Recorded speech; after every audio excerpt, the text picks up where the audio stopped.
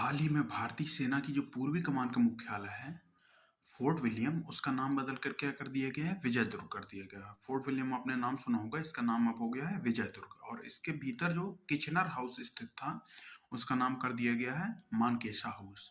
और इसी के अंदर सेंट जॉर्ज गेट था जिसका नाम बदलकर शिवाजी गेट कर दिया गया है।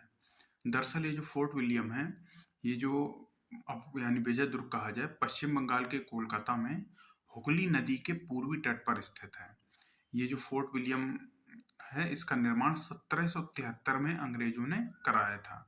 और इसका नाम किसके इसका जो नामकरण था किसके नाम पर किया था, इंग्लैंड के राजा थे विलियम तृतीय, उनके नाम पर इसका नामकरण कर दिया गया था। अगर हम बात करें, जो ये फोर्ट था, इसकी मूल संरचना 1696 ईस्वी में ब्रिटिश ईस्ट इंडिया कंपनी के द्वारा हुगली नदी के तट पर बनाई गई थी।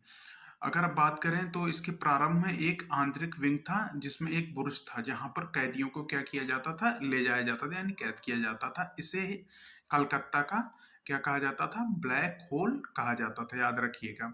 1756 में बंगाल का जो नवाब था सिराजुद्दौला, उसने इस किले पर हमला किया और कलकत्ता पर कब्जा कर लेता है।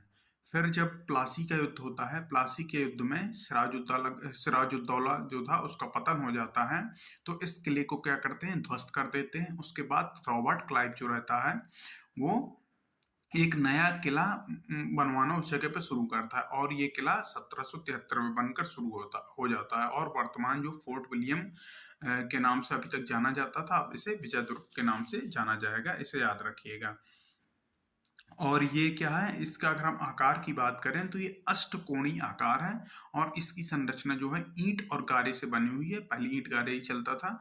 अष्टकोणीय संरचना है, ईंट गारे से बनी हुई है, और जो क्षेत्रफल है ये 70.9 एकड़ में फैला हुआ है, इसे याद रखिएगा आप सभी लोग।